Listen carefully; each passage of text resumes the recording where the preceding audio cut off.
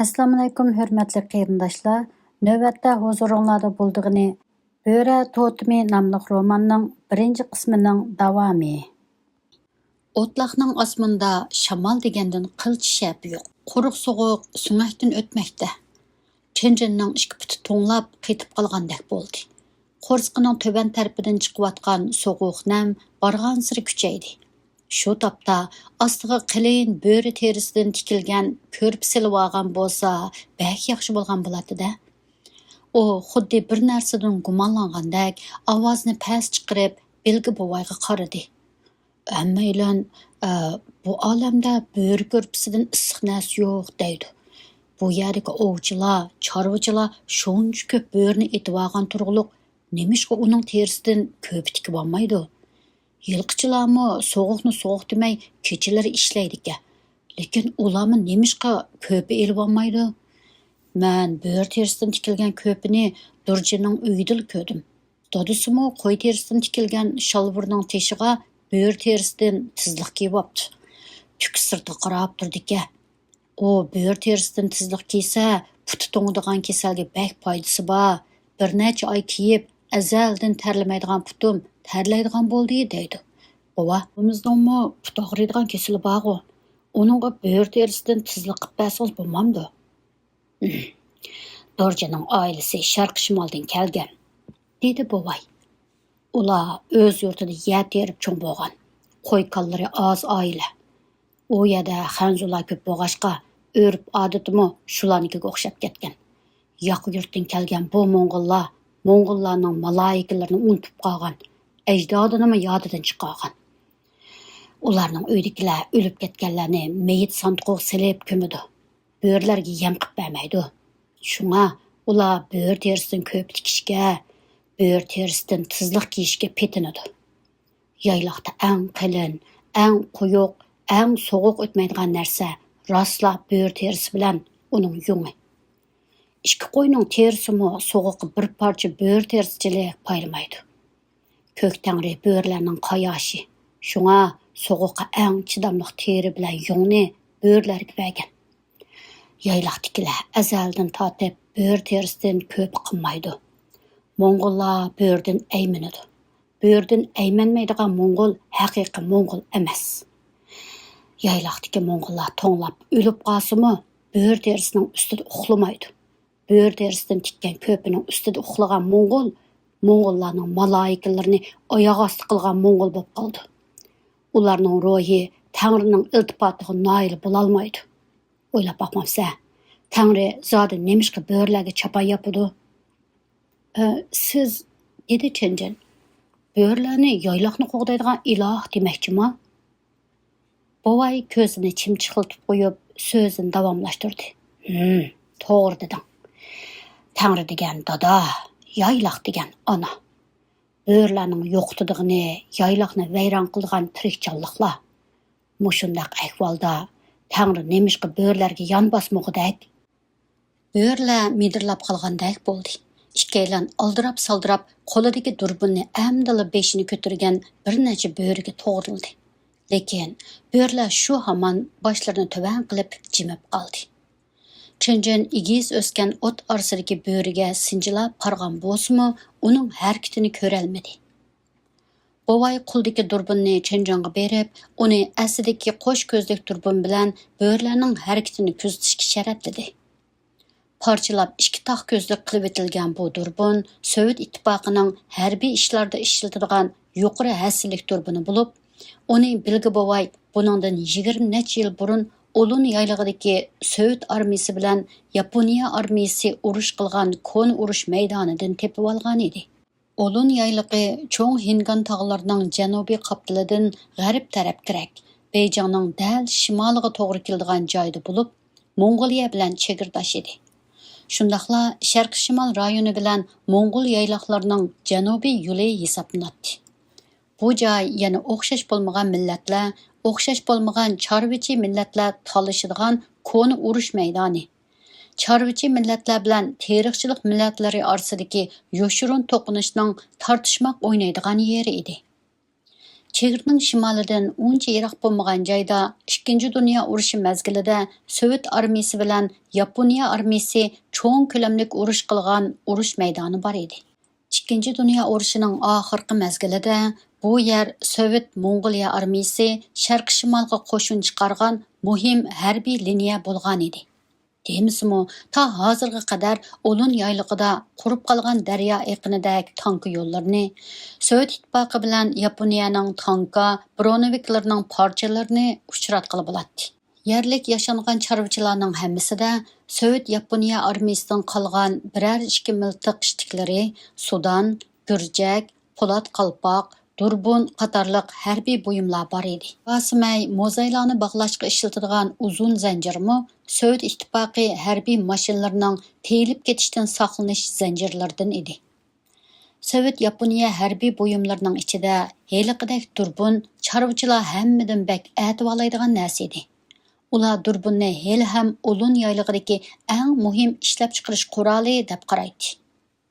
Ulun yaylig'idagi chorvachilar xo'sh ko'zlik Durbunni parchalab, taq ko'zlik 2 Durbun qilib olishga amroq edi. Undaqda biri ularning hajmi kichiklab elib yurishga aplik bo'ladi. Ya'ni biri bir Durbunni 2 qilib ishlatkili bo'ladi. Chorvachilar o'zi yasay olmaydigan buyumni favqulodda qadrlaydi.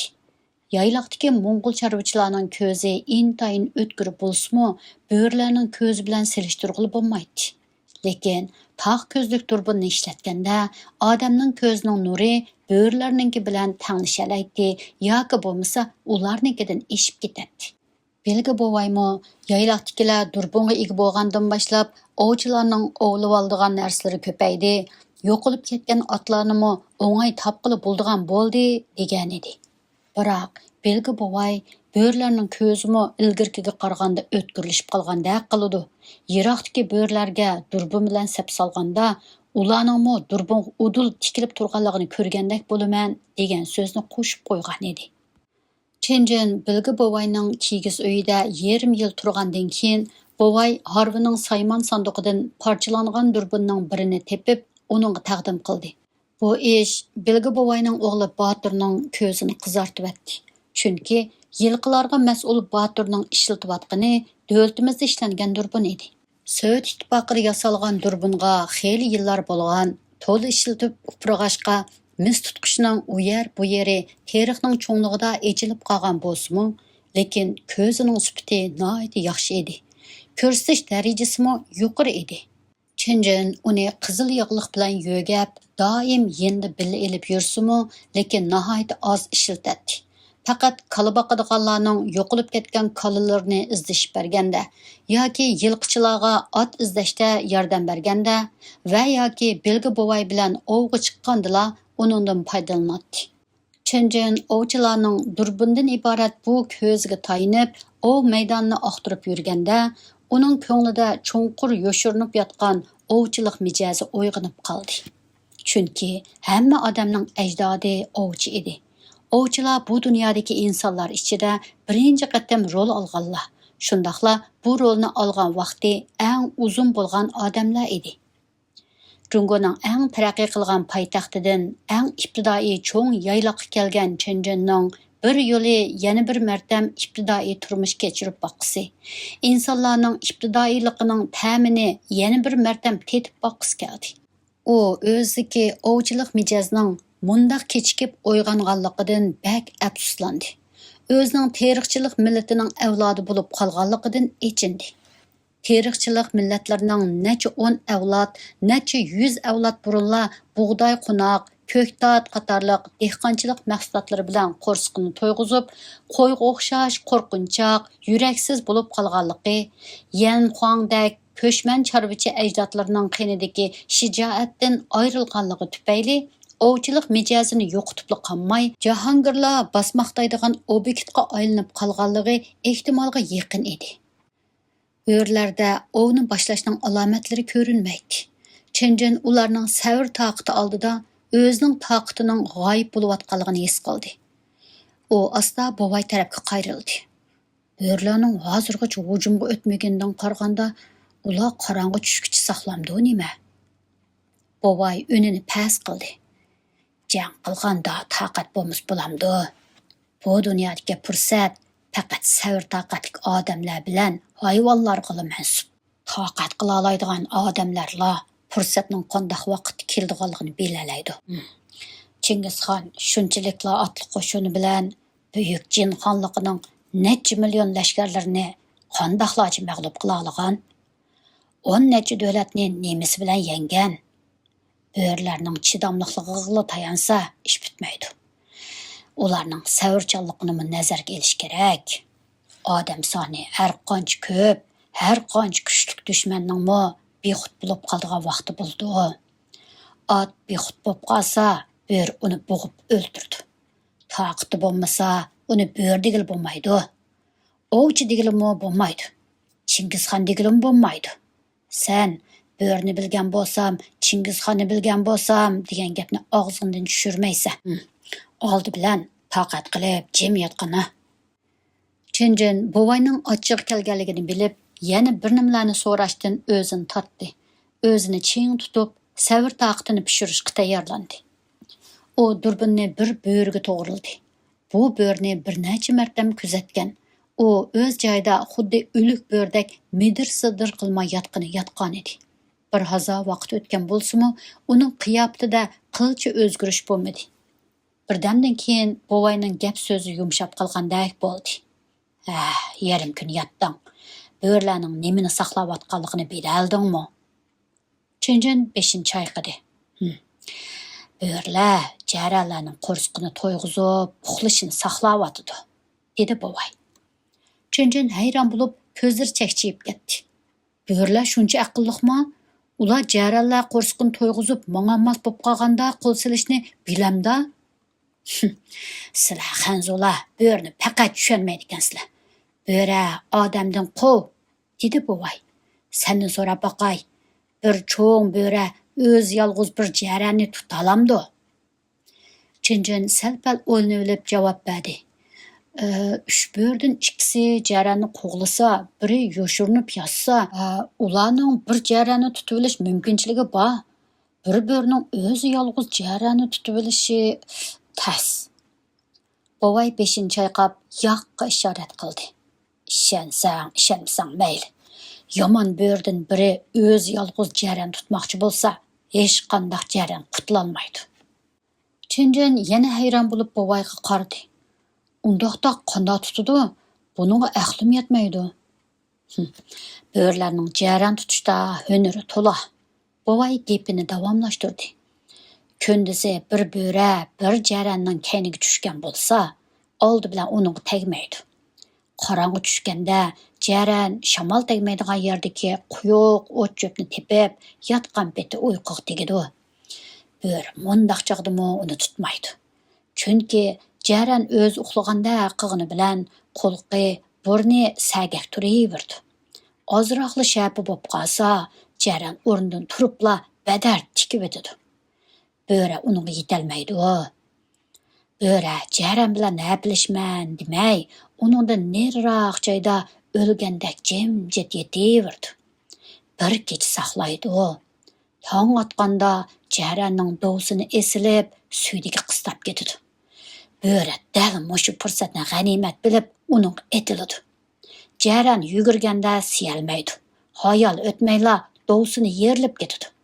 Orqa putining piyi tortishib yugurolmaydi. Endi bildingmi? Shuncha yuguruk jaranningmi yugurolmaydigan vaqti bo'ladi.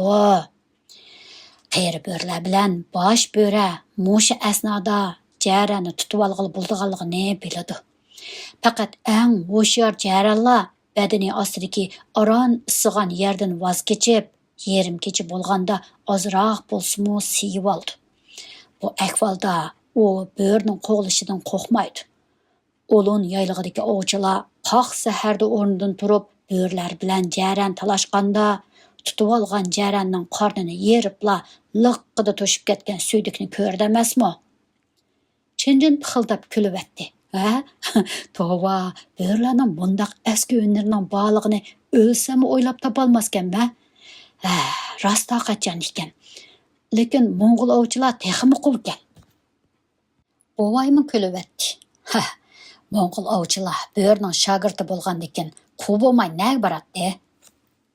Mutlaq ko'p sondagi jarallar oqibat beshini ko'tardi. Ularning ikki biqini kecha-kecha siyalmay chiqqandimi bakrak pompiyib ketgan edi. Ba'zilari tuzlanolmay 4 putini kerishga majbur bo'ldi. Bovay durbin bilan tujublab qarab chiqqandan keyin, jarallar qo'rqitib, medirlay olmaydigan holatga yetdi. Qarabdi, bo'rlar endi ishni boshlaydi, dedi. Chunjin jiddiylashib qoldi. Bo'rlar hilal oy shaklidagi qo'rshovni to'ydirmay turib taraytishga boshladi. Jarallarning sharqiy, shimoliy, g'arbiy uch tarafi bo'rlar bilan to'lgan. Janub tarafi tog'ning yo'tisi edi. Chunjin ehtimol bir qism bo'ri aylanib tog'ning yo'tisi tarafga o'tgan bo'lishi mumkin. Umumiy hujum boshlangan hamon jarallar tog'ning yo'tisi tarafga qochsa, u yoqda saqlab turgan bo'rlarmi kelayotgan jarallarga etilsa, qolgan uch tarafdagi bo'rlar bilan birlikda jarallarni pok tugatgudak deb o'yladi. U chorvachilardan bir necha bo'ri bir jaralni qo'g'laganda ko'pincha mushundoq usulni qo'llanadi deb anglagan edi. Ova, dedi Chunjin, tog'ning yo'tisi tarafga o'tgan bo'rlar qanchalikdi? Agar oz bo'lib qolsa, hech qancha jaralni qo'rshay olmaydi. Bovay sirliq kulib qo'ydi. Tog'ning yo'tisi tarafga bo'ri yo'q. Bosh bo'ri u yerga birmi bo'rni avatmaydi. Chunjin taajjublanib qoldi. Ha, undaqda bu qo'rshav qanday bo'ldi? Mundaq mavsumda, dedi bovay kulib ketib. Mundaq bir joyda 3 tarafdan qo'rshash, 4 tarafdan qo'rshash qaraganda ko'p yaxshi. Men yana luf qilmay qoldim, dedi Chunjin. Bo'rlarning yana qandoq ustunligi bordi? Tog' yo'tisining keyinda Olun yayligi bo'yicha nomi mashhur cho'ng qor ozgili bor, dedi bovay. Yon tarafdagi mavi o'tloq, shamolning uduldagi do'ng shivirg'an chiqqanda bu do'ngdagi qor o'z izida to'xtay olmay tog' yo'tisining keyniga uchib ketadi-da, u yer haddidan ziyoda qorliq o'ymonga aylandi. U yerga shamol tegmaydigan bo'g'ashqa to'plangan qorning ba'zi yeri balga chiqadi. Eng cho'nqur joylarni bayroq xodlarimi bo'ylay olmaydi. Sal turib, uch tarafdagi bo'rlar jarallarni yo'tining u yiqiga qo'g'laganda qandoq ahvol yuz beradi? Chunjinning ko'z oldi qorong'ulashib, qop-qorong'u qor ozgiliga tushib ketib qolgandek bo'ldi. U navoda o'zi bu yayloqqa ishkirlab kirgan qadimgi lashkarlardan bo'lgan bo'lsa, mundaq zo'r suiqas va upurning tegi taktigiga har qancha qilib yetolmaydiganligini jazmlashtirdi. U hatto qo'viqning ichida necha yuz qatimliq g'albalik janglarni qilgan va Mo'ng'ullarni yayloqqa qartib qo'g'lagan Ming sulolasidagi Sonug'un Shuydaning nima sabablarga ko'ra yayloqqa kirishi bilan tang butkul qo'shini halok bo'lgan vaziyatga duch kelganligini bilgandek bo'ldi. Yana Ming sulolasidagi cho'ng Sonug'un Chufu 100 ming kishilik qo'shin bilan Mo'ng'ul yayliqiga bostirib kirib, toki Mong'oliyaning Qurulun daryosiga qadar borgan bo'lsa-mu, lekin o'z yolg'iz ishkirlab qiltoq tushib qolgan, jenidan ayrilgan, qo'shin pitrab ketib, eshib qolgan lashkarlar Mong'ol otliqlarining hujumida bir qolmay o'lgan edi. Jangda, dedi bovay, bo'rlar odamdan aqlliq. Biz Mong'ollar ovchilikni, qo'rshab hujum qilishni, jangni butunlay bo'rlardan o'rgangan. Sizlarning yurtinglarda bunchalar bo'ri yo'q. Shunga jangni qamlashtira olmaysizlar. Jang deganda yolg'iz yer zamin keng, odam ko'p bo'lsa hisob emas. G'alba qilish yoki yanglib qilish sening bo'ri bo'lganing yoki qo'y bo'lganingga bog'liq. Bo'rlar tuyuqsiz umumiy hujumga o'tdi. Eng g'arbdagi ikki cho'ng bo'ri, mayda va bo'yin yo'nlari oppoq bo'ri shohining yetaklashida jarallarga yaqin joydagi cho'qchiyib turgan bir do'nga chaqmoq tezligida etildi. Bu uch tarafdagi qo'rshov liniyasining eng oxirgi bo'sh qolgan eg'izi edi. Bu do'ngni egallaganda butkul qo'rshov to'liq putgan bo'ladi. Bu bir guruh bo'rining tuyuqsiz harakati butkul jang liniyasi bo'yicha etilgan 3 tal belgi o'qiga o'xshab qoldi. Aran turgan bo'rlar o't cho'p ichidan biroqli sakrab jarallarga sharq, g'arb, va shimoldan bir tutash hujum boshladi. Chunjin mundaq qo'rqinchli hujumni azaldan o'z ko'zi bilan ko'rib boqmagan edi. Odamlardan tashkillangan qo'shin atakaga o'tganda birdak ovoz bilan "Olg'a, etinglar!" deb vaqiraydi. İtlar hujumga o'tganda hayvisini zo'raytish, dushmanlarni qo'rqitish uchun xudini yo'qotgandek qavaydi, qalaymaqan huvlaydi. Lekin bu ojizlikning yoki o'ziga ishonch qilolmaganlikning ifodasi bo'ldi.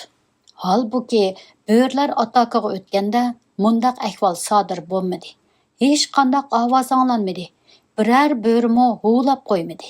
Lekin shu damda yer bilan osmonning orasi, odamlarning va hayvonlarning ko'zi, ko'ngli va yuragi dunyodagi eng ibtidoiy, eng vahimalik, ismi jismiga eng loyiq bo'ri keldi degan qo'rqinish bilan liq to'lgan edi.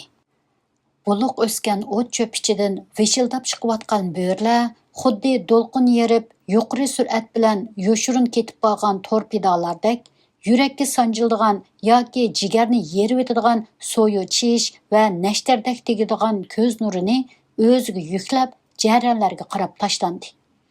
Qo'rsqi to'yib, yugurgidek ahvoli qolmagan jarranlar as-hoshini yo'qotib, ikki tarafiga mo'dirishga boshladi. Sur'at jarranlar uchun bo'rlarga taqobil tura oladigan asosli qurol.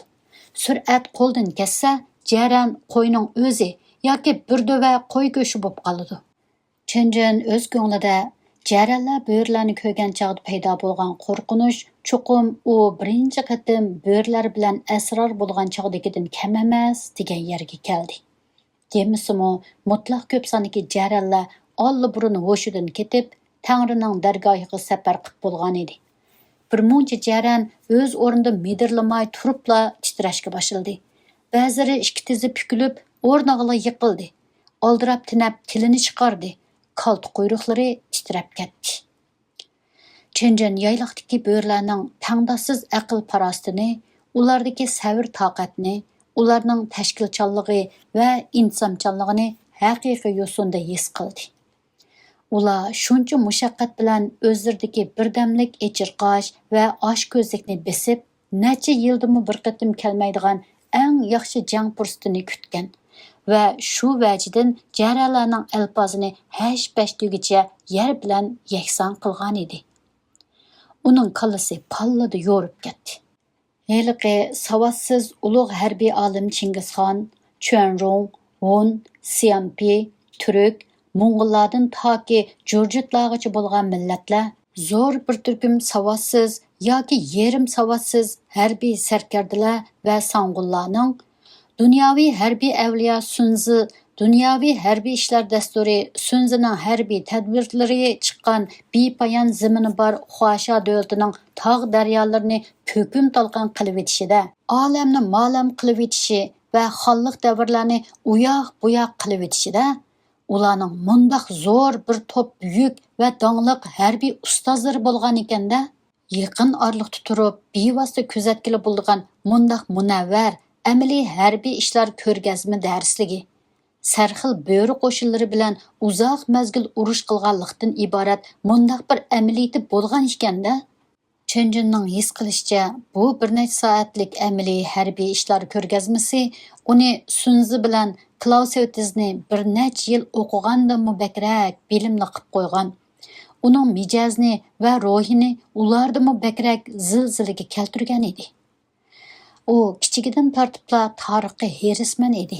Shundaqla uning dunyo tarixidagi eng sirliq bir tepishmoqni, ya'ni Yevro-Osiyo cho'ng quruqligini g'ozoni supurgandek supurvatgan, dunyo tarixidagi eng cho'ng territoriyaga ega buyuk Mo'ng'ul imperiyasini borliqqa keltirgan bu kichik millatdagi harbiy talantning zodi nadan kelganligini yashkus keladi. U bu ishni Bilgi bovaydan yenishlab so'ragan edi. Amdilikda madaniyat saviyasi tuvan, lekin bilimi cho'nqur, aqlliq Bilgi bovay uning ko'nglini bearam qilayotgan bu gumonliq savollarni eng ibtidoiy va eng ilg'or o'qitish shaklini qo'llanib, bir-birlab hal qilib beryotdi. Chunjinning qalbida yayloq bo'rlariga va bo'r to'timiga e'tiqod qiladigan yayloq millatiga oliy ehtirom paydo bo'ldi. Urush va kuzatish davomlashmoqda edi. Jarallar oxiriga berib, aram tasti o'rnidan qo'zg'aldi. Lekin faqat ashu uzoq mezgillik jangning sinoqlarini boshdan kechirgan qeri jarallar bilan sarkilarlar qish faslidagi ko'p-ko'k o't cho'pdan chiqayotgan mazalik puroqlarning rad qilg'ili bo'lmaydigan qaymoq turishlariga bardoshlik berib, qo'rsqining sig'imchanligini sur'atni qurbon qilyotmaydigan darajada tizginlagan bo'lg'ashqa, bo'ri yo'q deb faraz qilgan tog' yo'tis tarafga qarab yugurdi va mutlaq ko'p sonli jarallarni agashtirib, jenini saqlab qolmoqchi bo'ldi.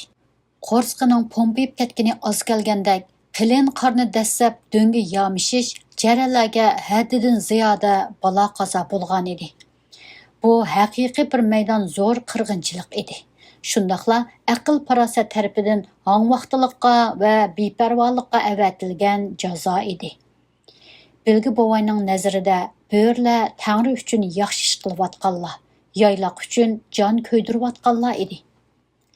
Bo'rlar yugurib ketib etib, qo'rsqi yerilgan, ishlamasimi o'zligidan zaxmlanib yerga yiqilayotgan jarallarga qarabmi qo'ymadi. Aksicha bir yerga pomlashib qolgan jarallarni nishon qildi. Cho'ng bo'ra bir necha jarani yiqitib, gelini uzibatdi. O'tga o'xshaydigan qip-qizil qon osmonga etilib chiqdi va o'tloqni bo'yivatdi. Soğuq havoni jarallarning qinidan chiqayotgan qonsiq puroq qopladi.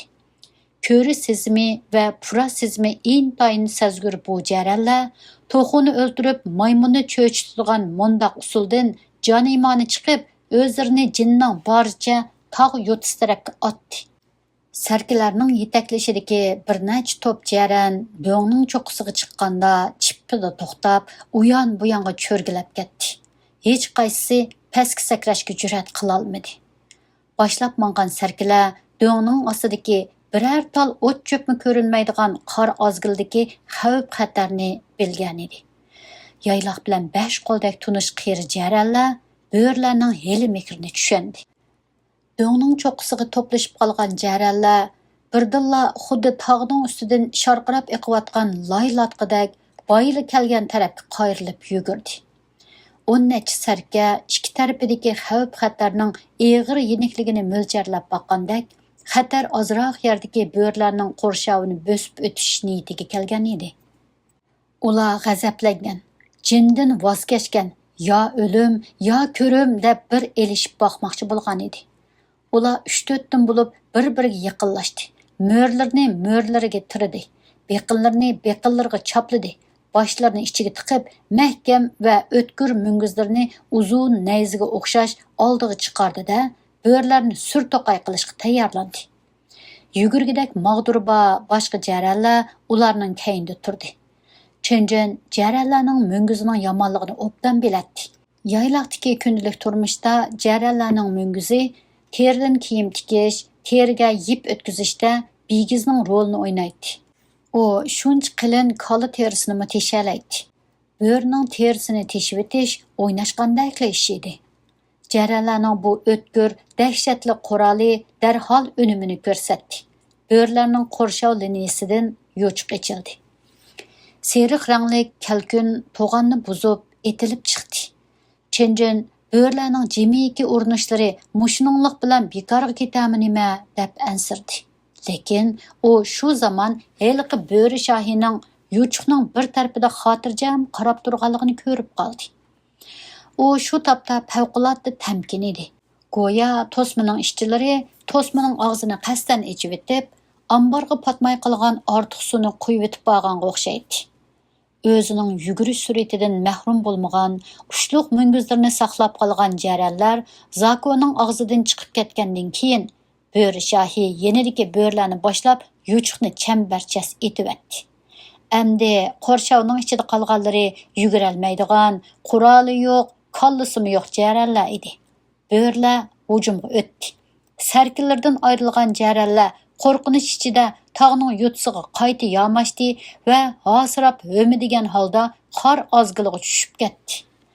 Chinjin tuyoqlari ushluq, putlari inchka, qo'rsaqlari poltib chiqqan bu jarallarning qandoq oqibatga duchor bo'lganligini bilib bo'lgan edi. Jarallarmu, bo'rlarmu tog' bilan osmonning diralashgan yerida ko'zin g'oyib bo'ldi. Minglab jaran sakrab yurgan, shalparda qip-qizil qon bilan bo'yalgan ov maydoni timtas bo'lib qoldi. Do'ngda 7-8 jaranning o'likli qolgan edi. Yana bir nechisi jon talishayotdi. Bu qitimqi qurshab yo'qotish hujum boshlangandan tamomlanganga qadar 10 minutmi davomlashmagan edi. Chunjun bir hazog'icha demi ichiga tushib tinolmay ketdi. Yuragining so'qishimi qalaymaqonlashib, ritmi buzildi. Bovay o'rnidan turdi. Belini ruslab, azgalning yanidagi quyuq chatqalning keyinda badashqanni qurib o'ltirdi. Piymisining qo'njidan eg'izi qosh tishidan yasalgan uzun g'ang'izini tortib chiqarib, cho'g'donga sharq shimolning xom tamakisini to'shqizdi. O't yoqdi. Yuanshkayning bosh surati tushirilgan kumush tangadan yasalgan yopqish bilan charaslab kuyayotgan cho'g'donni besib turib, toza cho'nqir birni sho'rdi. Chinjin bovayning bu g'ang'izini yosh chog'larida Jangjakodan ichki Mo'ng'ulga savdo qilishga kelgan savdogarlardan 20 tulkining terisiga tegishib olganligini biladi. Ziyoli yoshlar "Beksiyon tatibsiz" degan bo'lsa-mu, bovay o'zining qo'lidagi bu g'ang'izidan bek rozi edi. U savdo qilganlarga o'ng'ay emas, shuncha yiroq yerdan aron kelgan bo'lsa, uning ustiga navoda otliq banditlarga yo'liqib qolsa, jinidanmi ayrilib qoldi emasmi? degan edi. Bovay g'ang'izini yana bir necha qatim sho'ridi. Tamakin chekib bo'pla uyga qaytimiz. Chinjin ovdan sovmag'ashqa aldirab qoldi. O tarafga bir qarab baxmaymizmi? Zodi qanchalik jaraning tushib ketganini bir ko'gim batdi. Aran ishkimiz to'saq, berishdan qo'rqmamsa, dedi bovay. Ko'msakmi ko'nglimiz samba. Hech bo'lmaganda necha yuz jaran bordigina. Kichik jaranlar, urug' jaranlar, talaylik jaranlar qorliq ozgaldan qechib ketalaydi. Qolganlari Tangrining dargohiga bordi. Titib bo'lma, bo'rlar hech qancha jaranni yeb bo'lolmaydi. Bizning guruhdagi hammaylar kelsakmi, ep ketolmaymiz. Kichik jaranlar, urug' jaranlar nemish qechib ketalaydi, deb so'rab qoldi Chinjin. Bovay ko'zini qisib qo'ydi. Kichik jaran bilan urug' jaran yengil, qog'i cho'kib ketmaydi. U yondan bu yonga aylanib yurib, o'ng'ayli qechib ketadi. Bo'rlarmi ularni qo'g'lashga petinolmaydi.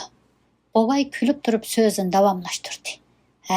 Balam, bo'rlarning yaxshiligini bugun ko'rgansa, ular odamlar uchun o'tloqni muhofazat qilib qolmay, yana dahi yangi yillik so'g' salomni yetkazib berdi degina. Bu yil yangi yilni obdan o'tkazgudakmiz. Burungi chog'larda bo'rlar o'ltirgan jaranlarning hammasi chorvadorlarga, tayjilarga, vanglarga taalluq bo'ladi. Ozodlikdan keyin chorvachilarga taalluq bo'ldigan bo'ldi. Olun yaylig'idagi qoida yo'sin bo'yicha bu xildagi ov mahsulotlari kim ko'rgan bo'lsa shuning. Sizlar at ko'proq ep ketsanglar bo'ladi. Chunki buni ikkimizni ko'rdik-da. Mo'ng'ullar yaxshilikqa yaxshilik deganga beh diqqat qiladi. Bundan keyin boshqa xanzularga yoki yoqi yurtdan kelganlarga o'xshash bo'ri o'ltirmiz deb to'lab yurmasanglar bo'ldi. Chinjin shamisi choy bo'lib, darhol bir harvi jaranni uyga elib ketguday bo'lib ketdi. Yayloq kelgan 2 yildan buyon bo'rning jafosini oz tortmadim. Bo'rning foydasini ko'raman deb o'ylabmi boqmabdi ekanman. Mo'ng'ullar foyda oladigan ish ko'p. Bovay ot boqadiganni ishiladigan kaltakni elib, yon tarafdagi yiroq tog' tizimlarini ko'rsatdi. O tog'ning keyinda yana bir muncha tog' bor. Lekin u tog'lar bizning fermaga qaramaydi. Qeyr odamlarning deyishicha, Chingizxonning sarkardalaridan Muqali shu yerda urush qilgan. U bir qitim Jin xonligining necha ming otliq qo'shinni shu tog'ning ichidagi qorliq o'ymonga qopsib olgan. 2-yili at yozda g'animat mollarni elib kelishga odam avatgan. Ular berib nayzi qilish, o'xya, savut dubulg'larning, iga jabduqlarning tog'da do'linib turganligini ko'rgan. Bumu bo'rdan o'rgangan hunar bo'lmay nima? Sen Mo'ng'ullarning bir necha qatimliq cho'ng urushlarini sanab baqsang, 20dan ko'pragida bo'rning taktikasi borligini bilsa. Rost shundoq, Dəvətdi Çinjin. Chingizxonning kichik o'g'li Toli Xonandagi Shanfungshan jingida 30 ming kishilik otliq qo'shin bilan Jin xonligining 200 ming kishilik asosiy kuchini yo'qotgan. Mushu jang oyoqlashib uzoq o'tmayla Jin xonligi halok bo'lgan. Toli dastlabida Jin xonligining qo'shinlarining xil, otlarining qovul ekanligini ko'rib, jangdan o'zini tortgan. Bo'riga o'xshash fursat kutgan, qor yoqquncha saqlagan. U hatto qo'shinini issiqroq dalda joyga olib berib, midir-sidir qilmay yetib olgan. Toki Jin xonligining qo'shinidagi lashkarlar bilan otlarning yarmidan ko'pragi so'g'uqda to'nglab og'rib qolganda, ularni tuyuqsiz qo'rshovga ilib hujumga o'tgan. Toli bu jangda rostli yurgini qopda qilib, qilish nayzi ishlatmay, dushmanlarni bo'riga o'xshash qor bilan joylab o'tgan. Uningda bo'rining ishtihosi, bo'rining savr toqati, bo'rilarcha vahshiylik va g'ayrat bor desa yolg'on bo'lmaydi. Amaliyotda Jin xonligining Jurjit lashkarlarimi non qepilardan emas. Ular Liao sulolasini va Shimoliy Sung sulolasini munqarz qilgan. Jungoning yerimini besib olgan. 2 podshohni tutib olgan. Toli necha 10 ming otliq qo'shini bilan tap tortmay mushundoq cho'ng jangga tushgan. Jungoning lashkari dasturlarida necha 10 hassa ustun lashkari kuch bo'lganda ondan qo'rshash jangi qilg'ili bo'ldi deyilgan. Mo'ng'ul otliq qo'shinlari rostli bo'rdek jasur bo'lg'ashqa bir odami 100 odamga tetigan. Men rostli qoyil bo'ldim. O'z vaqtida butun dunyomi qoyil bo'lmay turolmagan edi. Bovay g'angsini qaqib etib kulib qo'ydi. Seningmi shu qatamliq jangdan xabaring borkanda. Lekin sen shu chog'da uda 3 kech kunduz yoqqan qorning nadan kelganligini cho'qim bilmaysa. U qorni Tangri bergan. Uni Tolining qo'shinidagi shaman baxshilar Tangridan talab qilib olgan. Mo'ng'ullar haqidagi rivoyatlarda shundoq deyilgan. Jin xonligi Mo'ng'ullarning dushmani. Jin xonligining podshohi va uning sheriki bo'lgan tatarlar Chingizxonning dadisi Yasugayni o'ltirib etgan. Uning tog'isi Ambaqaynimi o'ltirgan. Ularni paqaynagan. Shu jangdan keyin Mo'ng'ullar o'chin elib Puxadan chiqqan. Tangrining har qachon digidek bo'rlarga yon besiyotganligini ko'rib atsan-ku. Bovay qaqaqlab kulib etdi. Yüzüdeki qo'riqlari ba'ayni qo'yning yungidek turmal bo'ldi. Ikkaylan jilg'idan chiqdi. Egisini ko'rgan jada ot xo'shal bo'lib to'xtamay beshini midirlatdi. Chunjin o'zini qutuldirib olgan bu otni har qatim ko'rganda uning peshonasini silab minnatdorligini bildiratdi. Jada otmi beshini uning mo'rsiga surkab javob qaytaratdi. Shu asnoda Chunjinning tuyuqsizla bo'rining beshini silg'us ketdi. Ikkaylan otning 3 putliq cho'shikini yeshib, otlarga mindi-da, otni yo'rg'ilatgan peti uy tarafga mangdi. Bovay beshini ko'tarib osmonga qarab qo'ydi. Tangri rostli bizga bo'lishidi juma. Ata shivirg'an bo'lmoqdak. Agar bugun kechda shivirg'an bo'lib ketsa, ati bir jaranim topolmaymiz degina. Qadrli qarindoshlar, bugungi kitob o'qishimiz shuning bilan oyoqlashdi. Hammanglarga salomatlik yor bo'lg'ay.